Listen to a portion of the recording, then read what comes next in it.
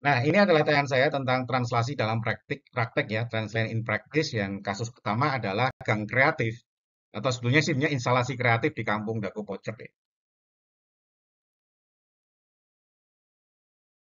Sebelumnya saya review ya bahwa ontologi dari aktor network theory adalah following someone doing something. Nah, dua buku ini yang ditulis oleh Bruno Latour yang menunjukkan bagaimana dia memfollow saintis di satu laboratorium dan kemudian dia memfollow beberapa saintis di berbagai kasus-kasus penemuan teknologi yang menyimpulkan dia bahwa suatu sains ya, suatu pengetahuan itu ternyata tidak hadir dalam sebuah ruang hampa, tetapi muncul karena ada suatu konstruksi sosial ya. Nah, ini cukup menarik karena untuk para mahasiswa arsitektur ya, atau kalau nanti Anda belajar ya di dunia nyata, para mahasiswa adalah belajar adalah dengan cara memfollow arsitek in society sih. Jadi bukan hanya membuat sesuatu, tetapi ikuti si arsitek atau atasan Anda atau prinsipal arsitek ketika dia membangun jejaringnya dengan aktor-aktor yang lain, mendeliver pengetahuan kompetensi arsitekturnya ketika berrelasi dengan aktor-aktor lain.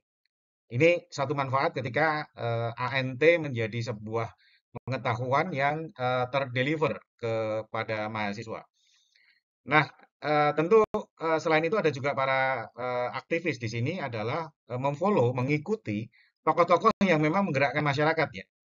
Eh, Ketika masuk ke satu masyarakat, lalu siapa yang kita percaya di situ. Nah, ikuti terus bagaimana dia menjalin relasi dengan yang lain ya.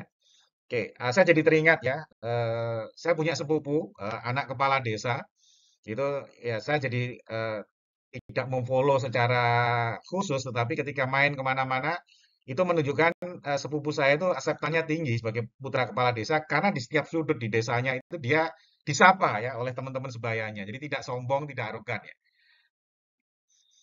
Nah, selain Bruno Latour, salah satu tokoh ANT adalah Michel Callen ya, yang ketika dia memfollow meneliti tiga peneliti ya, mengamati tiga peneliti yang mengembangkan larva scallops kerang di sebuah teluk di Prancis, dan dari situ dia menjelaskan bagaimana translasi ya, translasi itu secara mudah adalah bagaimana para aktor mengembangkan aneka penyesuaian sehingga sebuah jejaring itu terbentuk. Ada empat ya. Yang tadi saya ingatkan kembali lagi bahwa empat momentum ini bukan sesuatu yang linear ya, bukan sesuatu yang berurutan. Satu bisa ke dua, tiga, balik lagi. Nah, nanti di dalam kasus akan terlihat non-linearitas dalam momentum tersebut ya. Nah, yang pertama adalah momen problematisasi. Ya, ketika masalah mulai ditelusuri, aktor saling berdiskusi untuk menyatakan ini masalah kita. Lalu momen of interestment, ketertarikan. Ketika masalah bisa didefinisikan, lalu oke, bersama-sama kita coba cari solusi dari masalah ini.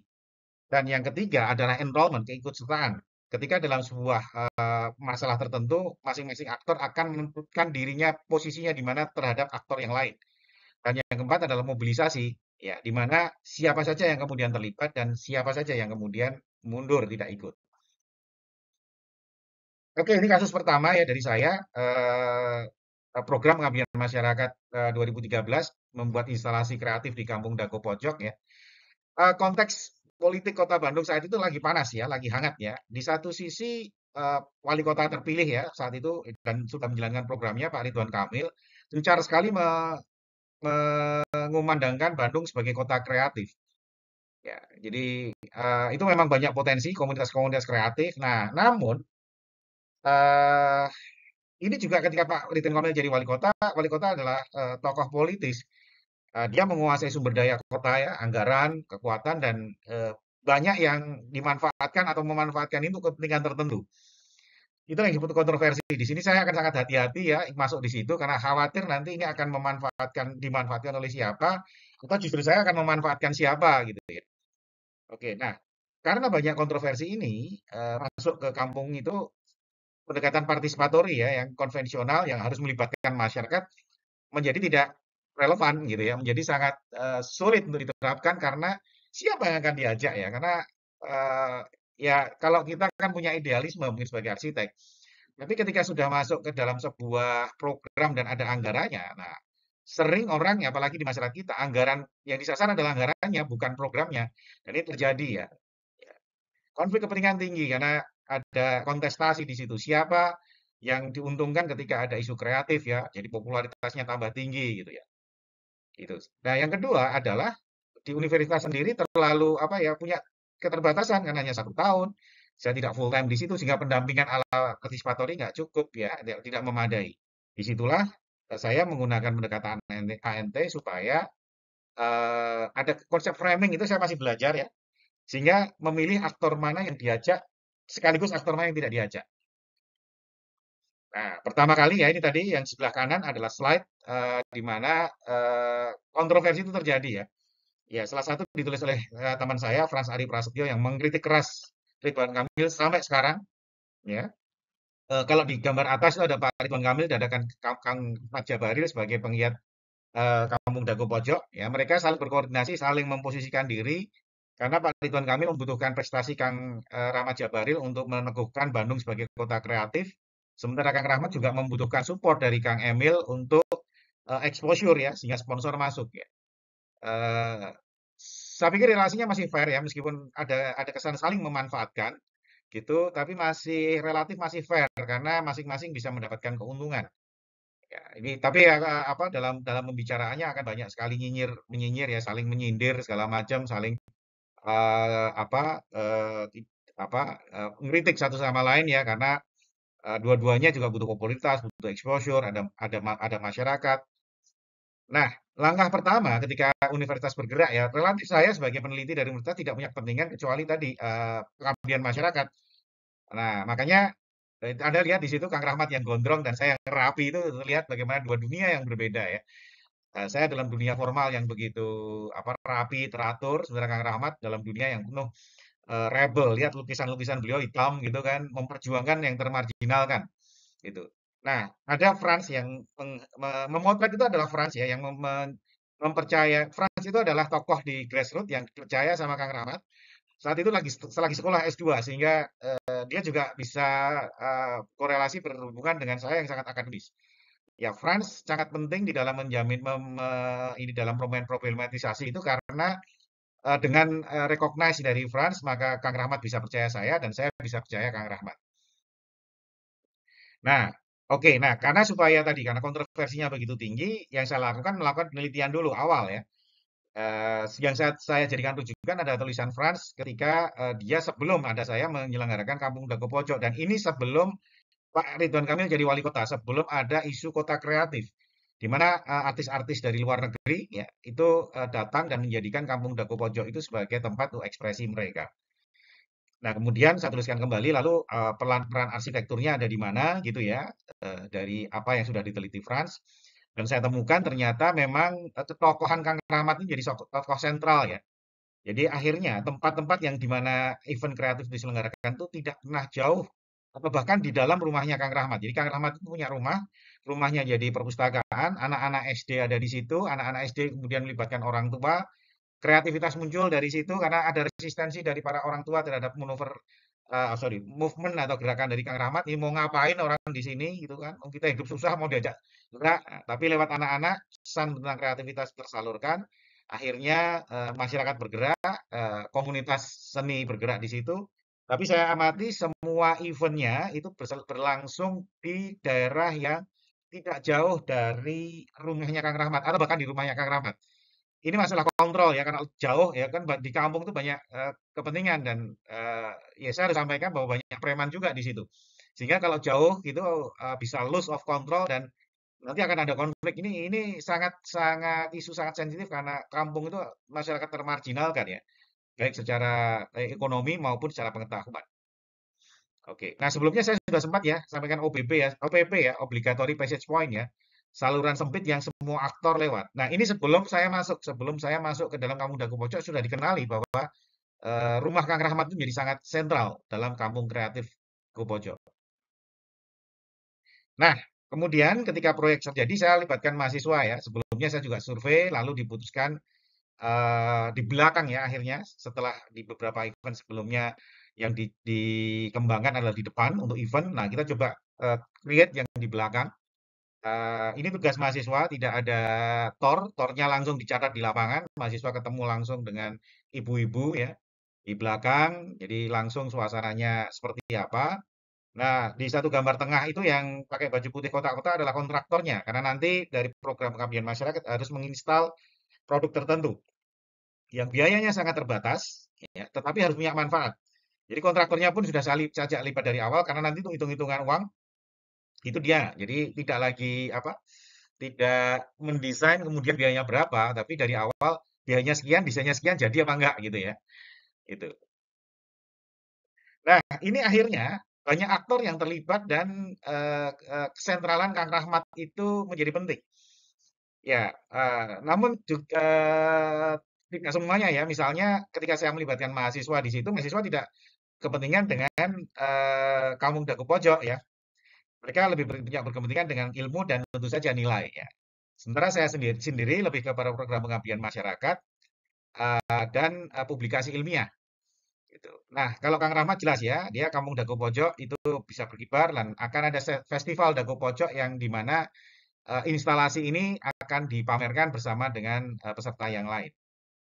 Nah, ada satu aktor yang tidak terlibat langsung dengan saya, tapi dengan Kang Rahmat, yaitu Pak RW ya di situ ya, local leader. Gitu. Local leader itu ternyata menyumbangkan ini apa ton yang di bawahnya instalasi. Nah, kalau saya di atasnya, kami dari ITB di atasnya, itu yang di bawah itu Pak RW. Lalu ada BCCF yang menyumbangkan aneka apa hal yang dipamerkan yang membuat suasana yang semarak dan juga ada warga lokal yang akan menjadikan kampung apa instalasi kreatif itu sebagai tempat untuk mereka menampilkan seni mereka, karya seni mereka. Dan ini tidak bertemu ya, semua dipertemukan oleh Kang Rahmat. Jadi di sini berbeda sekali dengan antisipasi yang harus ketemu berapa kali. Ini tidak, yang mengaransemen adalah Kang Rahmat semua. Nah, di dalam momentum interest dan ketertarikan, ya kita Anda lihat di sini gambar yang sebelah kiri ini, ya, gambar yang sebelah kanan itu adalah prosesnya dan konstelasi aktor-aktornya ya. Jadi terlihat bagaimana ada bergerak gitu, ada aktor yang terlibat pada satu step dan ada yang tidak di step lain. Dan makin ke sini aktornya terlibat makin besar, tapi kemudian juga menyempit lagi, ya jaringannya mengecil. Jadi proses sosial itu menjadi proses yang sangat dinamis karena ini bedanya dengan partisipatori di mana semua harus terlibat dari awal sampai akhir dengan pendekatan ANT adalah pada tahap mana aktor dilibatkan, pada tahap mana aktor tidak dilibatkan. Sangat teraccount, sangat terkalkulasi. Akibatnya dengan resource yang terbatas, hasilnya bisa termanfaatkan dengan baik. Ya, gambar sebelah kiri adalah foto-fotonya ya, di mana saya ketemu dengan Kang Rahmat. Saya ngajak mahasiswa, mahasiswa survei, mahasiswa membuat desain. Tidak semua desain diterapkan, nggak cukup uangnya, lalu hanya sebagian kecil dan sangat kecil yang diterapkan karena memang dananya terbatas. Kemudian dibangun, yaitu ada dua kontraktor yang ada di dalam proses pembangunan. Ada kontraktor dari ITB yang membuat instalasi yang di atas itu ya, dan instalasi temporernya, dan ton yang di bawah itu adalah kontraktor lain dari penyandang dana yang lain. Gitu ya. Serah terima informal dan ini nanti akan saya sampaikan bahwa ini sebuah apa ya, sesuatu yang menurut saya apa ya, justru menguntungkan buat ITB ketika tanpa ada logo ITB di sini. Dan di situ Anda lihat bagaimana kemudian hasil dari ITB yang kotak itu justru bukan ada logo ITB tapi logo dari komunitas tabu.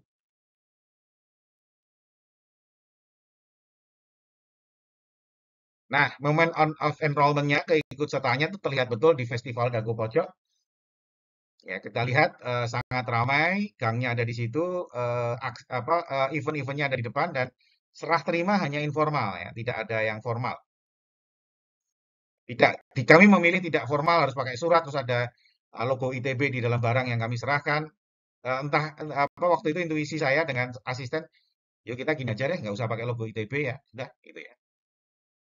Dan ini menguntungkan ya, Anda lihat di sini ya, ini serah terimanya lalu kemudian ini jadi milik komunitas tabu, tidak ada logo organisasi di sini.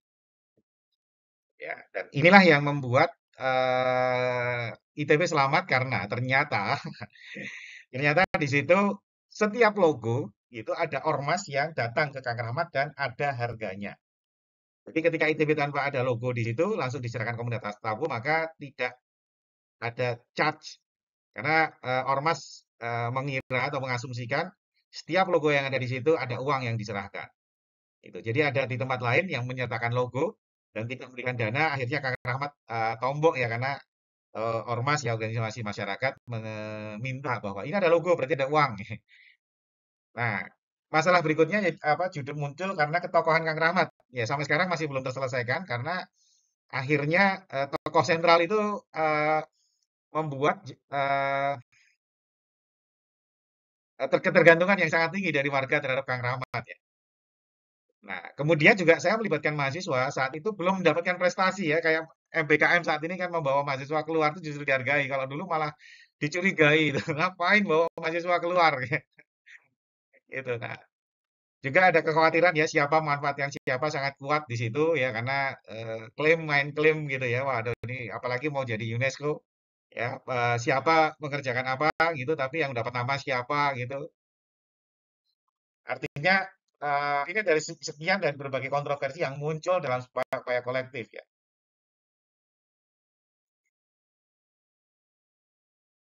Nah, oke, yes. Setelah proyek selesai, kami dari TP, saya dari TP tidak melanjutkan lagi di Kampung Dago Pojok karena pengabdian masyarakat memilih tempat lain ya.